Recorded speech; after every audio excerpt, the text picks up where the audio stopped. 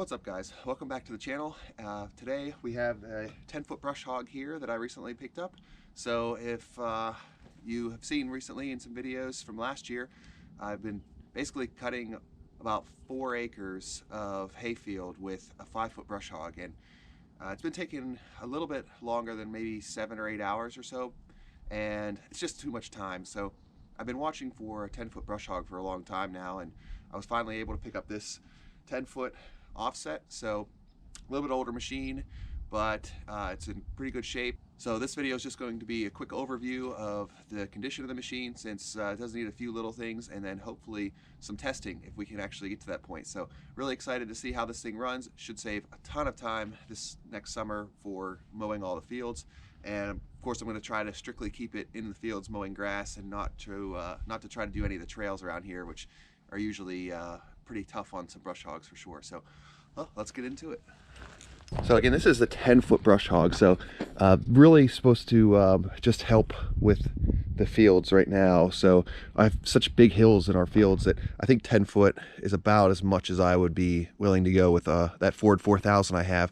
It's about a 50 horsepower, so you should be able to turn this. It's a tow style. I would never be able to lift a 3-point hitch style with that little Ford 4000. So you have the flexible PTO shaft here, still in pretty good shape. You just drop a pin down in and you end up towing it. Jack controls your height for when you're loading and unloading it from the tractor here. We have one line that goes into our remotes for our lift and lower cylinder. And I'm told that we have this height adjustment and we have this height adjustment. So not too familiar with these, but we're going to have to try and dial them in a little bit. But supposedly if we move this adjustment screw and we move this adjustment nut here, we should be able to raise and lower kind of the drive height of this thing. So hopefully we can get it dialed in. We'll do a couple mows next year with it after we get it tested out here today, and we'll see just how good it does. But really it could not be any worse than using a 5-footer, because it just takes forever to use that 5-footer.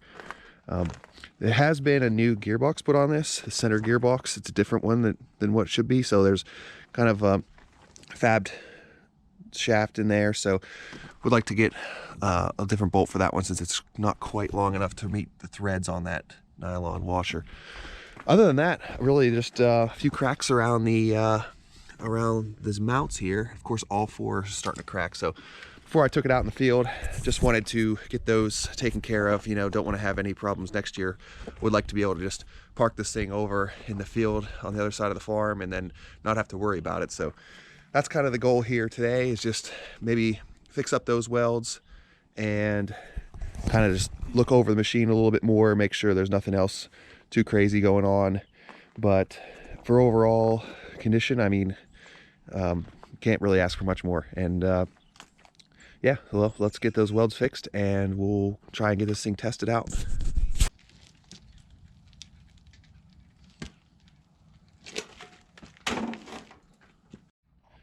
Okay, so what I'm thinking here is I rated the scrap bins, found a couple pieces of angle. Looks like maybe a 1-inch and a 1/2-inch piece here. So since this is just splitting here, I'm going to just clean up the welds with or clean up the paint and the cracks with this grinder a little bit. We'll get some good metal on there, hopefully, and I'll try and clean up this crack if there's anything left in there. That way it stops the cracking there. Of course, we want to control that as much as possible, but I think I'm just going to throw in a piece of angle, something like this, and I'll be able to weld it all the way across the back here to give this thing a lot more support, and that should at least redistribute the load across a much more area. So we'll give that a shot. It really isn't too bad, but just as preventative maintenance here really is what this is. So we'll give this a shot, get these cleaned up, and then of course for this side, use this shorter piece, try to get everything welded in here, tie it all together, and we'll see how that looks after I get that done.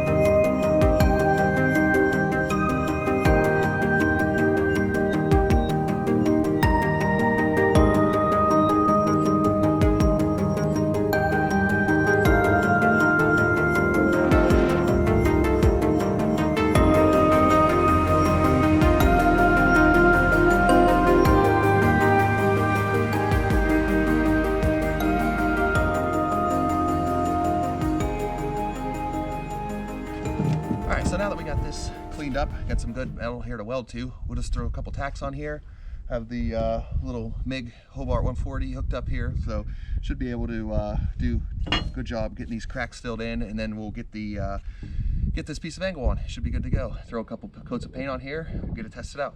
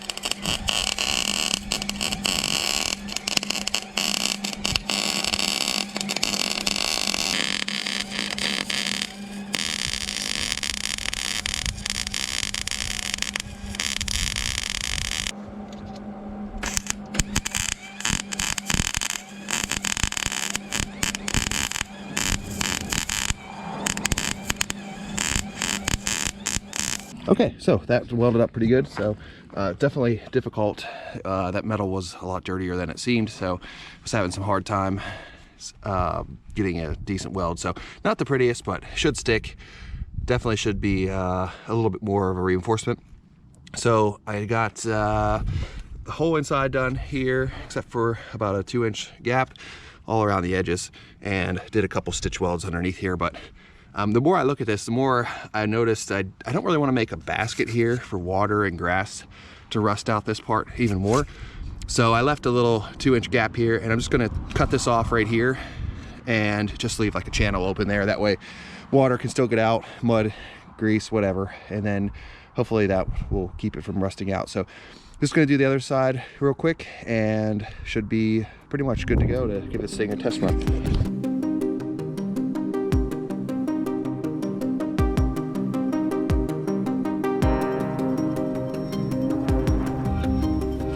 Okay, well, this side's all done now, so it actually welded a little bit better. I mean, decent setup here, had some good penetration, but I mean, when you get over here, it gets super porous. So I don't know what's going on. I think a little bit of combination of the wind blowing my gas away, the paint on the metal, and my inability to weld really got in the way here. So as long as it sticks, that's all that matters. We're not looking for any special practice here. So I'm just going to cut this out of the middle, round off my corners here just so they don't ever snag me, and should be good to go on this.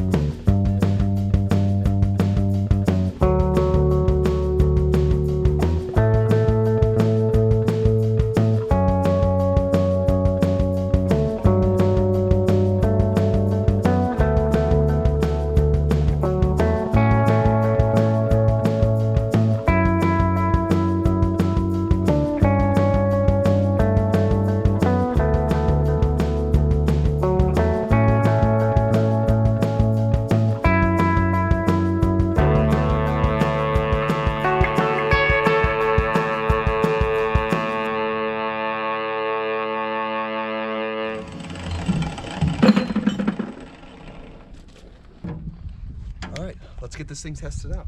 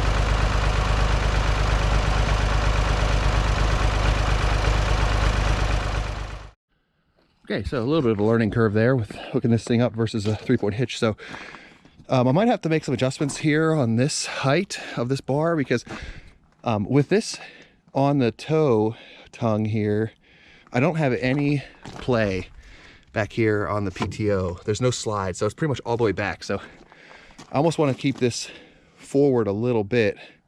So I'll have to play with that adjustment a little bit, because obviously if this thing's spinning, it's not going to spin in here like this. I don't have any more. Well, I guess I could bring my tongue on the tractor out a little bit more, see how that would work, but that would be the only other adjustment. So these holes here could potentially get me a better drive line, but it is pretty straight so far. I'd hate to add more angle if I didn't have to. So I'm gonna play with this a little bit more before I run it, because I think this thing's gonna get pretty smashed up on this. This needs to come forward. So but it did go on. It did link up pretty well. I need to get a bigger pin, because this is the closest size I had that actually fit with that top handle on it, so it wouldn't slide down there. So I think I'm going to extend my hitch out a little bit and see how that changes my angle here. I shouldn't need too much, but it looks like that's really the only option here for making some progress. So we'll get that done, and then we'll see how it looks after that. Okay, so I got the hitch extended out as far as it'll go, so we'll see how that lines up now.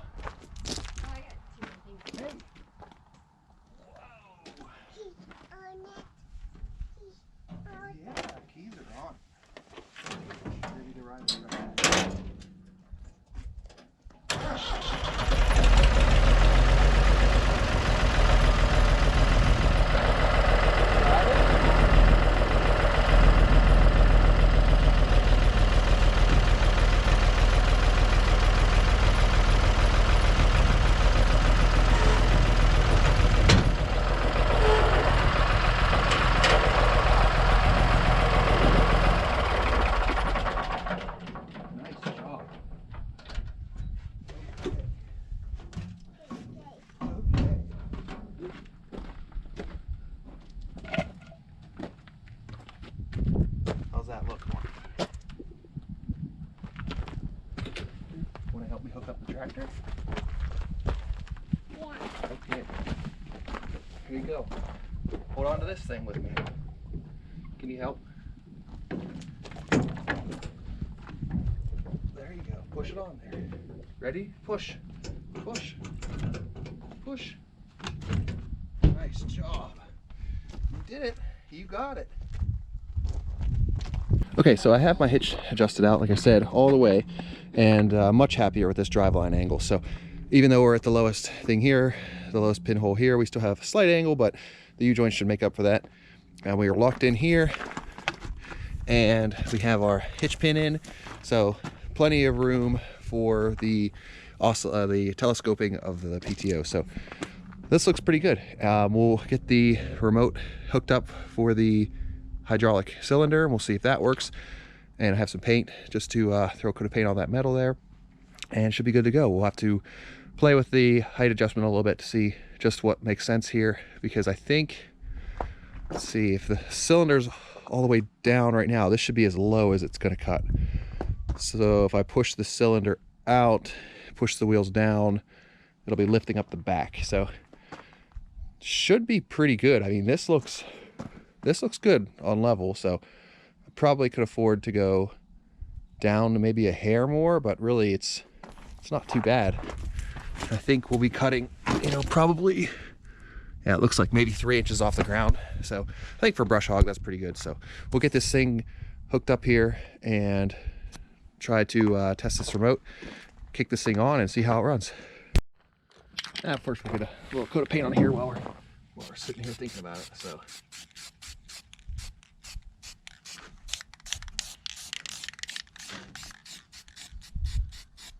just like new. Just paint right over the loose stuff.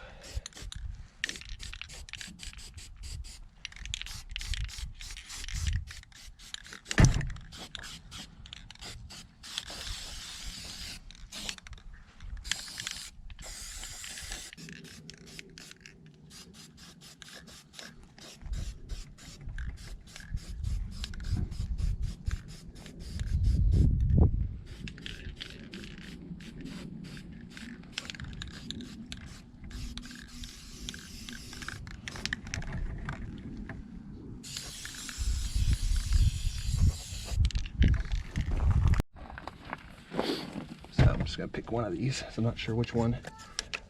It's gonna be up and down, so it shouldn't matter. And we should be good to go.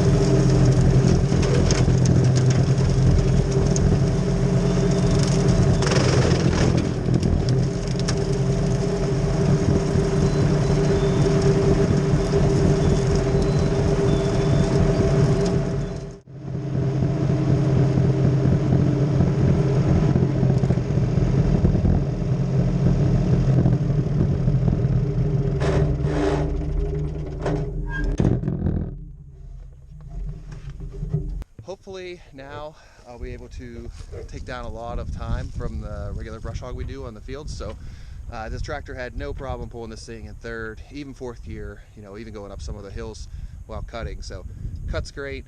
It's hard to get a good judgment for it now because all the grass is pretty much too low to get a good cut on since we cut it at the end of the year. But I'm excited to see how it does. It should be a great machine.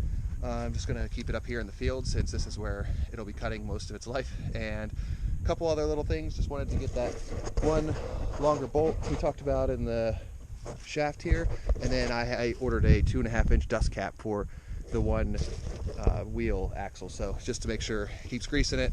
Getting another wheel isn't the worst thing ever, but if I can prevent it, might as well do it now. So I get this thing unhooked and call it a day. So thanks for watching, and see you on the next one.